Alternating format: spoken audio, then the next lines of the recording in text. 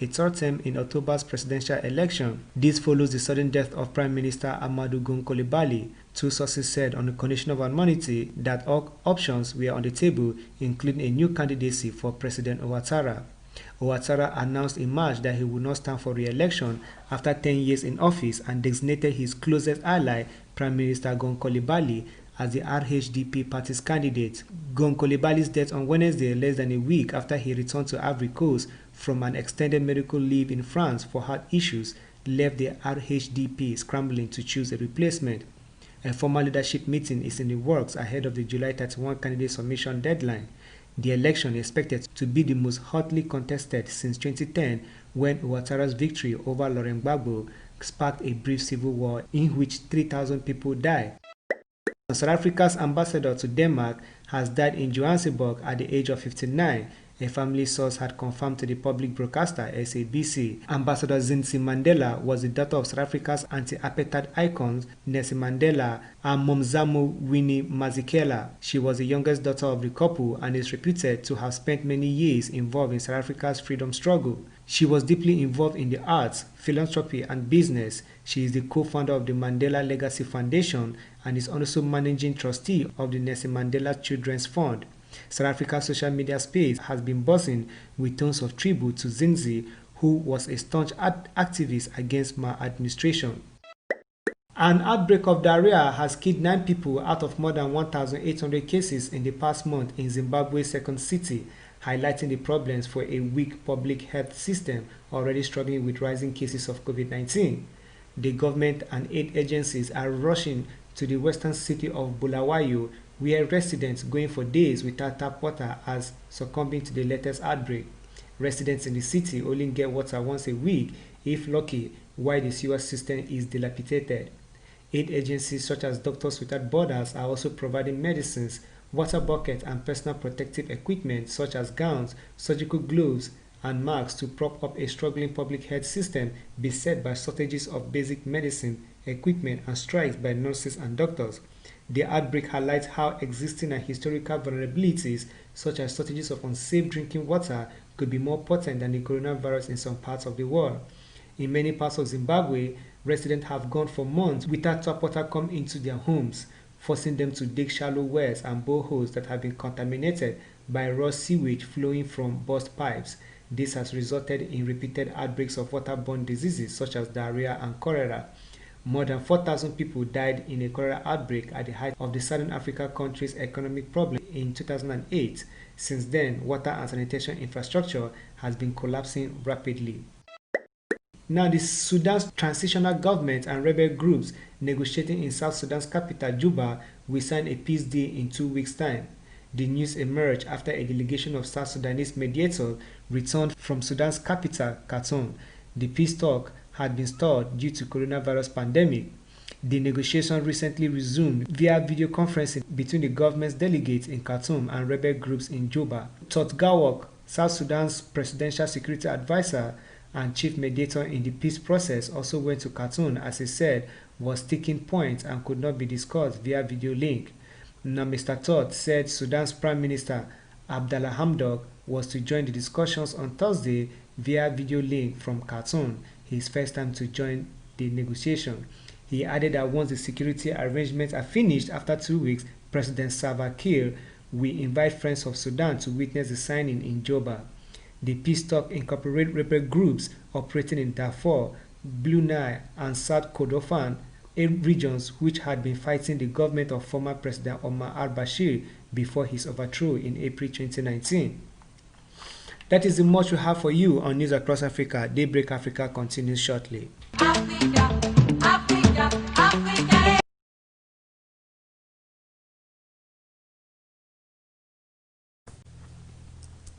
Alright, welcome back. This is still Daybreak Africa on television Nigeria. We sincerely apologize for that break in transmission. It was due to a technical hitch, but thank God it has been resolved. We'll now take you to our next package, which is the newspaper review segment, where we take a look at headlines across national dailies. All right, yes. So let's take a look at the Daily Times newspaper this morning. The big headline here, revocation of land titles looms in FCT. That's on page 2 of the Daily Times newspaper. Below that, health. Amnesty International raises the alarm over death of 3,000 health workers. That's very sad. 3,000 health workers. It's quite a huge number. That's a very huge number there. Corruption. PDP asked Akpabio to step aside for probe. Yesterday we talked about that. And I actually came across some, do I call that a refuter or a rejoinder from the commission and even the Akpabio he was talking about. They have already gone ahead in printing all the expenses, the expenditure of the commission and everything to show their transparency and everything. Upon that, PDP asked Akpabio to step aside for probe. Still beside that, COVID-19, federal government issues rules for meetings reopening of schools. That's coming from the federal government on the reopening of schools and meeting centers. And I'll take this last one, editorial, stopping the rape epidemic. You can get a hold of that story and many more stories from the Daily Time newspaper. Wow. That's all for the Daily Times. Okay, let's take a look at the Punch newspaper. And the banner headline from the National Daily reads, Ministry list guidelines, omit resumption date. FG says COVID-19 won't go soon. Rules out financial help for private schools. Southwest states hold virtual meeting today. Take stand on pupils' resumption.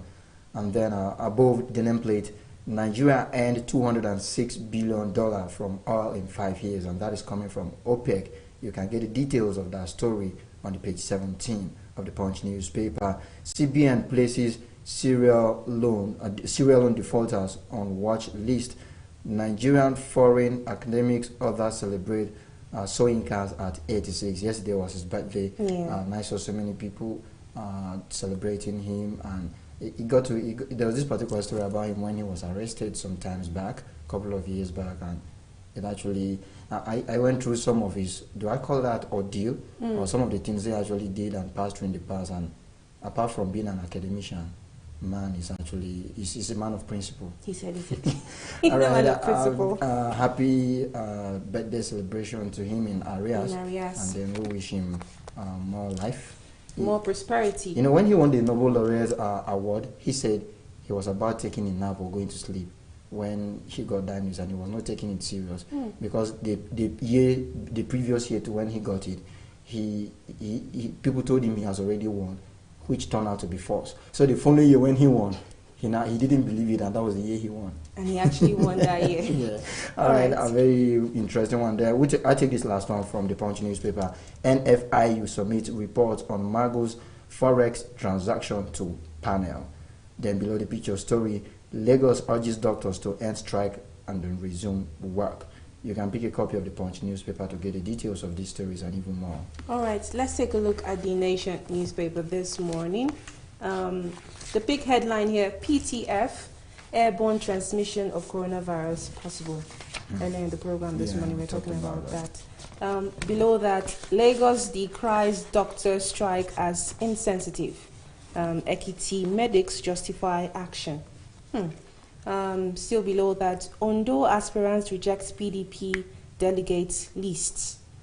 Above that, unclaimed dividends now 158.4 billion naira. Magu's office searched by detectives. Okay, Magu didn't pay Falana 28 million naira. We hold senior lawyer in high esteem. All right, no problem. I'll take this inside story here. Eze Inyamu Obaseki differ on campaign funds. With APC candidates, Edo will be in safe hands. Governor's achievements in education unprecedented. Wow. Okay, no problem. That's all for the Nation newspaper this morning. Okay, talking about Edo, very interesting stories coming from Edo there. There are three names. Trying to bring out their selling points. Three names that are very, very strong in ears of Nigerians now coming from Edo State. Is Inyamu, Obaseki, and Oshomole. Okay, let's take a look at headlines from the Daily Sun. And beside the nameplate, COVID-19, FG rejigs airport protocol. You were talking about that earlier on. Yes. With a reduction of 90 minutes. Yeah, that's 1 hour 30 minutes as against the initial 3 hours before flight time and all. All right, we'll now take a look at the banner headline with the caption: Security Sales Mago's Office withdraws official bulletproof SUVs. Panel demands proof of spending on staff foreign training. Why I can't release suspended EFCC chair. IGP is saying that Kaduna pastor dismisses link with him. And then slightly above that, fire got World Trade Center in Abuja. I came across that report yesterday. And I was wondering, I thought we've actually gone past the era of fire outbreaks across and different it seems like ministries. they're always starting in the middle of the building or center of the building. You know, the last time we talked about that, we were trying to see if it has any relationship with COVID-19. We're not saying scientifically, but since COVID-19 came, we've actually seen report of so many offices being gutted by fire. Fire in Abuja, mostly. All right, below the picture story, doctors strike paralyzes Lagos hospitals. Government meets medical guild urges doctors to end industrial action. And I'll take this last one here. 2023, APC Southeast Youth want Igbo president. You can actually check that out on the page 26. And that's all for the Daily Sun. You can do it by picking a copy of that paper to get more stories. All right, let's take a look at the Business Day newspaper here. The big headline here: How Nigeria can stem its increasing poverty rate. That's coming from Kale. Beside that, tough war ahead to stabilize oil prices as Shale producers file bankruptcies. An inside story there. COVID-19. Millions of Nigerian children at extremely high risk of dropping out of school forever. Wow, that's a sad report there. Forever. Millions of Nigerian children.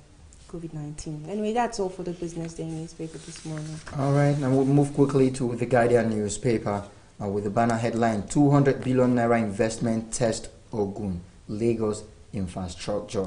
And then we have a story here still reporting about those that's the picture story with some graph I saw, and we have this caption: investment profile movement in Ogun and Lagos State between 2018 and 2019. Below that, worst child illiteracy looms in Nigeria, others over COVID-19. Business Day just reported that, talking about the risk of losing so many children and losing out on education. Those children losing out on education forever. All right, let's take a look at few more headlines from the Guardian newspaper before we move on to the next publication. Okay. Magu faces Salami panel as senior lawyer sacks his release. Okay, seeks his release, I beg your pardon. COVID-19 paralyzes Benue government activities. Anxiety as fresh crisis erupts in Unilag. When we talk about crisis, are the students in school? In Unilag? This is not actually happening with the students. Is it inside the school or outside the school vicinity? Pick a copy of the Guardian newspaper to get the detail of that. And then I'll take this last one here. Second wave of pandemic poses risk to oil rebound. That's a very hard one, and it's going to dealt a huge blow to the Nigerian economy. Sure. More reason why we should take our diversification strive more very seriously. Important and seriously. All right, you can pick a copy of the Guardian newspaper to get more details on the stories and even more stories. So I think that does it for the dailies this morning. Okay. All right, so our question for today is how many days are in a leap year? That's our question for today. How many days are in a leap year? So I think some people are already dropping their comments on our comment section there. So please kindly drop your answers for us. And remember, we always have a prize for you. A prize for our winners. They go home with a copy of this book.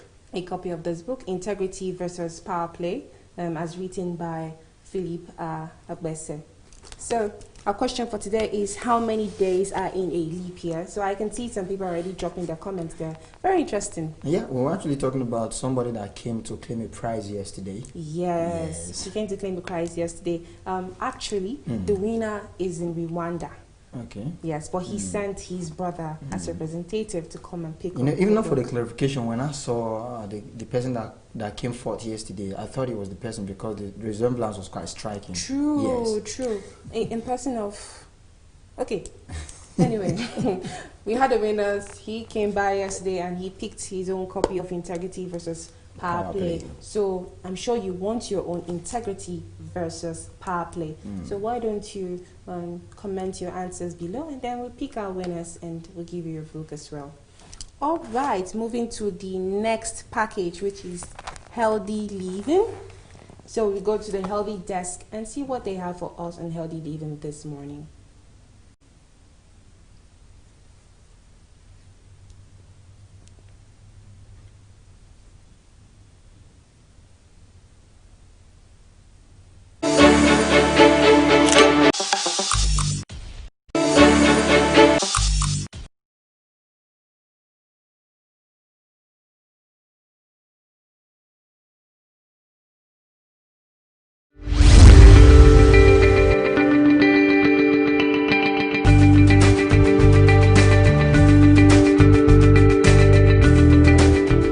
Healthy diet is not about strict limitations, staying unrealistically thin, or depriving yourself of the foods you love. Rather, it's about feeling great, having more energy, improving your health, and boosting your mood. Healthy eating doesn't have to be overcomplicated. If you feel overwhelmed by all the conflicting nutrition and diet advice out there, you're not alone. By using these simple tips, you can cut through the confusion and learn how to create and stick to a tasty, varied, and nutritious diet that is as good for your body as it is for your mind. We all need a balance of protein, fats, carbohydrates, fiber, vitamins, and minerals in our diet to sustain a healthy body by selecting the healthiest options from each category. Protein gives you the energy to get up and go while also supporting mood and cognitive function. Too much protein can be harmful to people with kidney disease, but many of us need more high-quality protein. Fats. Not all fat is the same. While bad fat can wreck your diet and increase your risk of certain diseases, good fats protect your brain and heart. In fact, healthy fats such as omega-3 are vital to your physical and emotional health. Fiber. Eating foods high in dietary fiber, grains, fruits, vegetables, nuts, and beans can help you stay regular and lower your risk for heart disease, stroke, and diabetes. It can also improve your skin and even help you to lose weight. Calcium, as well as leading to osteoporosis. Not getting enough calcium in your diet can also contribute to anxiety, depression, and sleep difficulties. Carbohydrates are one of your body's main sources of energy, but most should come from complex vegetables, whole grains, fruit rather than sugars and refined carbs. To set yourself up for success, try to keep things simple. Try these simple things. 1. Prepare more of your own meals. 2. Make the right changes when cutting back on unhealthy foods in your diet. 3. Read the labels because it's important to be aware of what's in your food. 4. Focus on how you feel after eating. This will help foster healthy new habits and tastes. 5. Drink plenty of water to flush out your systems of waste products. Good fats protect your brain.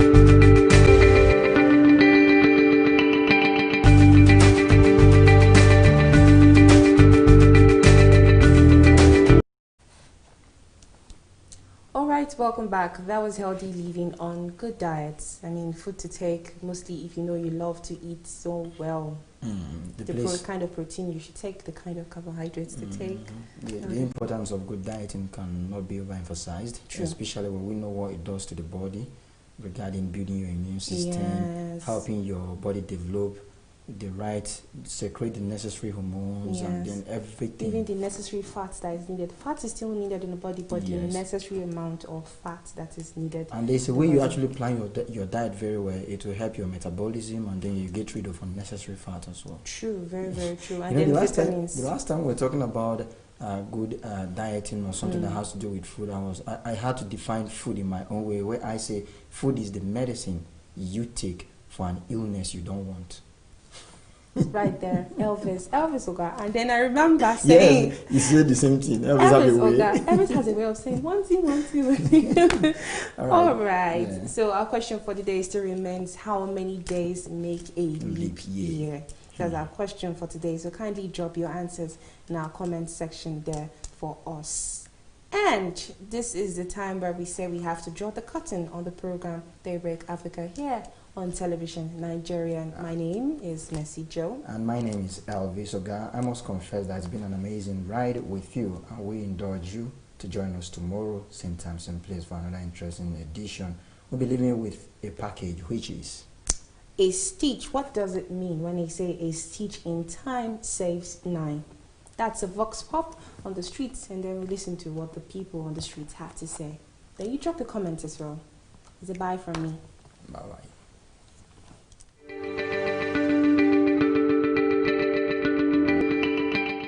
English language, they say a stitch in time saves 9. Do you understand? I understand, sir. So what is the meaning of a stitch in time saves 9? I'm sorry, sir. I can't understand this one. Sorry, sir.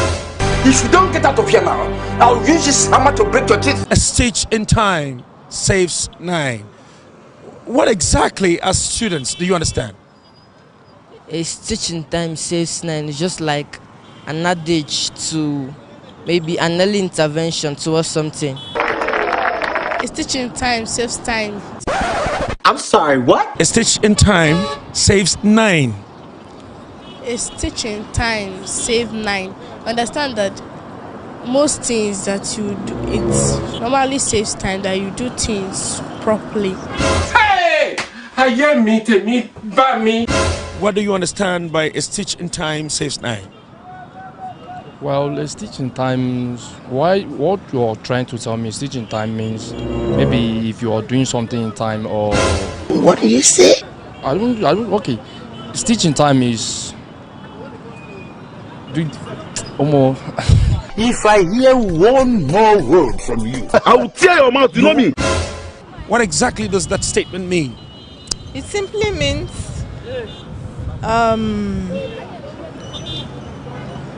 the way you plan your life, that's how you either enjoy it or you regret it.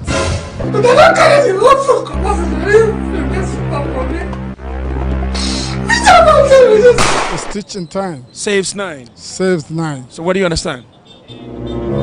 From the English language that you learnt in secondary school. Yeah, well, which means, by my understanding, the little you saved give you more of that which you have saved.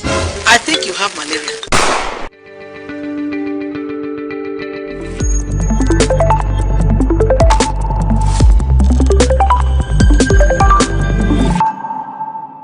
So what do you understand by the word coronavirus? Well, the word I understand for coronavirus is a disease. That is my way of understanding word of coronavirus. Okay. It's a pandemic disease that all over the world people are suffering on it now. My name is Thelma. Thelma. What do you know about coronavirus? Coronavirus is a virus. Coronavirus is the new sickness where everybody is aware of, and it's very effective to every human being on earth, which you can contact from your neighbor by shaking hand and shaking and some other things, or talking to who get it, and without covering your nose with this can face mask, you will contact the sickness easily. What do you understand by the word coronavirus?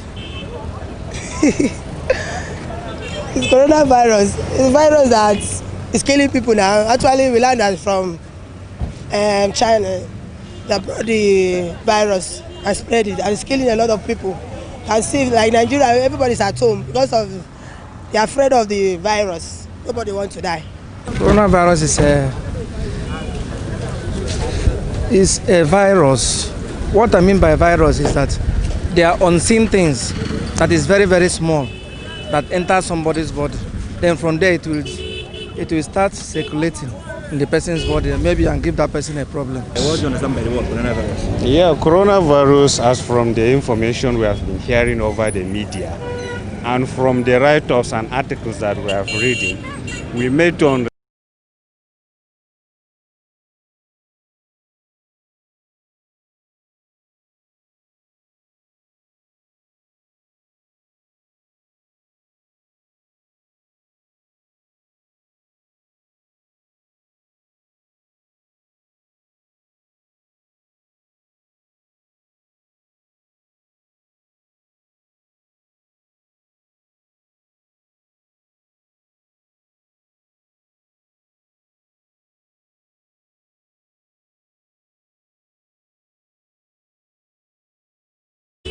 It will start circulating. and articles that we have reading, we made to understand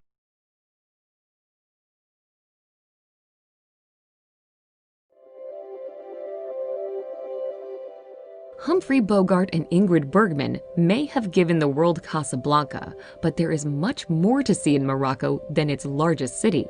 This Atlantic coast country gives travelers the opportunity to experience life in an ancient Arabic culture, sunning on beaches or snow skiing in the mountains. Whether rambling through ancient Medinas, sampling cuisine at a local souk, or relaxing in the sun at a whitewashed seaside town, the past is always present in this diverse and colorful country. Here's a look at the best places to visit in Morocco.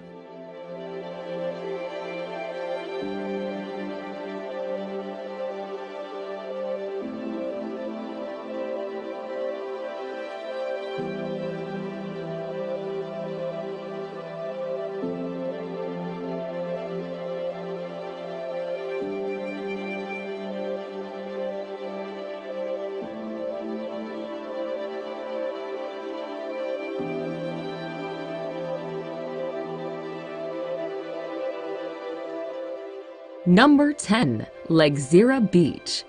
Located south of Agadir, Lagzira Beach is considered Morocco's most unique beach due to the gigantic sea arches that dot the beach. They're so big that a person standing underneath one at low tide will seem like a small dot. The arches glow red at sunset, making a very picturesque scene. The beach is popular with hang gliders and parasailers, but it's also a good place to sit and enjoy the spectacular sea arches.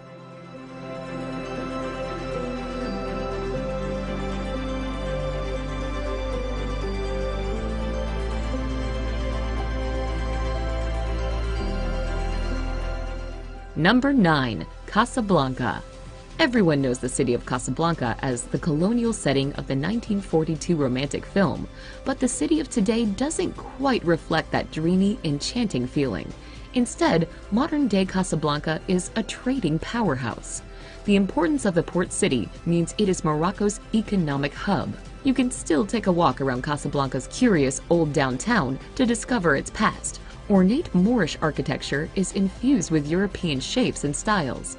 If you really want to hark back to black and white films, have drinks at Rick's Cafe, the famous bar from the film. It's a reconstruction, but we can all pretend, right? Number 8. Meknes. Meknes is one of the 4 imperial cities of Morocco, and its name and fame are closely linked to that of Sultan Moulay Ismail.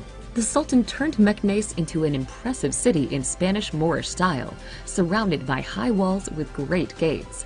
While Meknes is an imperial city with a lot of historical monuments and natural sites, it is also the nearest city to the Roman ruins of Volubilis.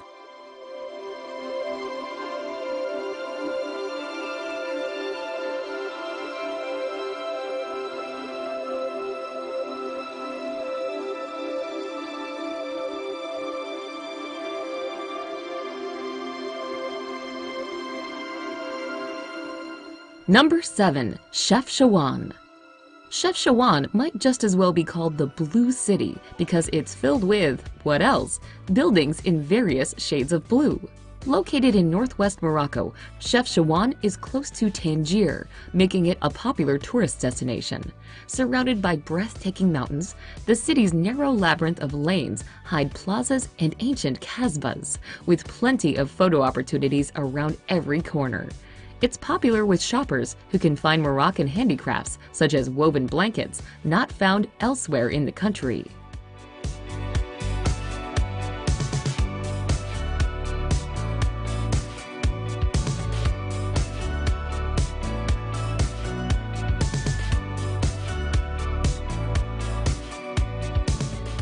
Number 6. Asila.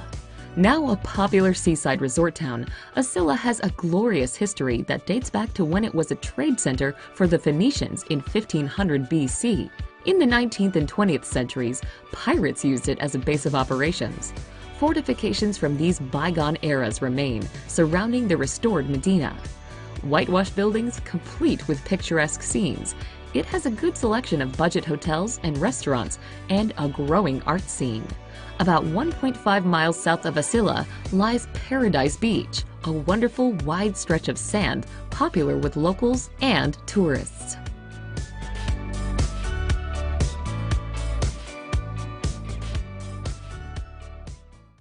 Number 5. Essaouira. Essaouira boasts pretty, sandy beaches, but the strong winds make sunbathing out of the question.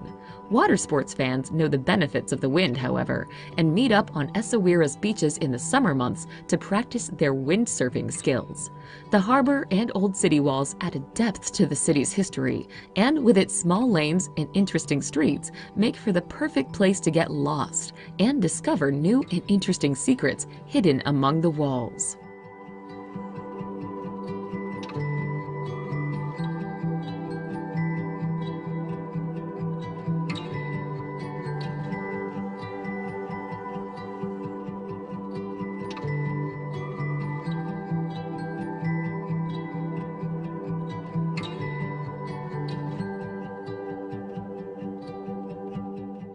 Number 4.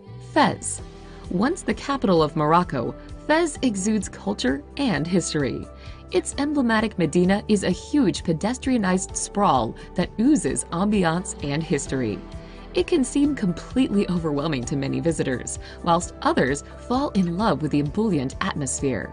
Those who are brave enough to wander down the narrow alleys can discover the city's 2 Islamic schools. Dating back to the 14th century, both madrasah have intricate faces carved from cedar as well as elaborate tiles. The 11th century Tuwara tannery is one of the oldest in the world and has been making leathers for traders for many generations. Make sure to look out for it in the bustling marketplace.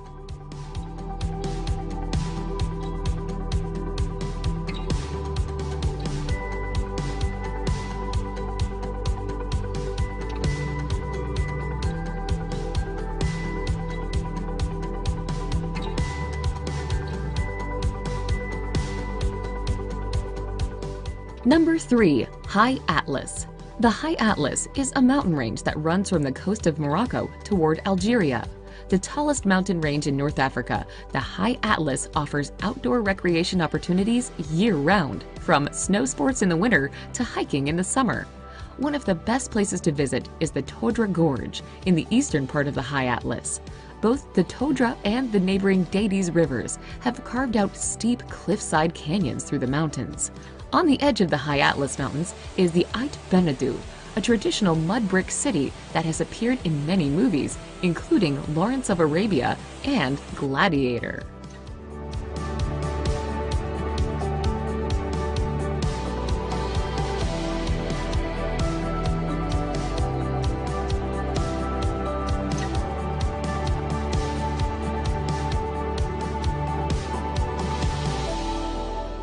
Number 2. Merzouga. Merzouga is a small village in southeastern Morocco, not too far from the border with Algeria. It's on the tourist route because of its proximity to Ergchebi, sand dunes created by winds that reach up to 500 feet high. Travelers looking for a unique experience might want to take an overnight camel ride through the wavy, deep reddish-orange dunes. Most group tours end up at a pre-set-up camp at the base of some very large dunes, where the various tour operators have their Berber tents set up. Dinner will be cooked here, perhaps some music played, and visitors can frolic on the sand dunes under zillions of stars.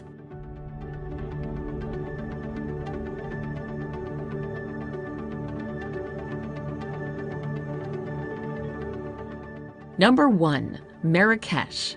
Formerly one of the country's imperial cities, Marrakesh is sometimes referred to as the Red City because of its sandstone buildings. During the 1960s, Marrakesh was known as a hippie mecca, attracting famous celebrities such as the Beatles, Yves Saint Laurent, and the Rolling Stones. Comprised of beautiful old architecture and courtyards of orange, palm, apricot, and olive trees, Marrakesh today is still one of Africa's most popular tourist destinations. The best way to sample its charm is to take off walking through the Medina, watch a snake charmer, haggle over an old carpet, eat local delicacies such as sheep's head, or have a massage in a public bath. Other possibilities include strolling through the Jardin Majorel, a botanical garden that blends Art Deco and Moorish features, and sipping mint tea at a traditional tea house.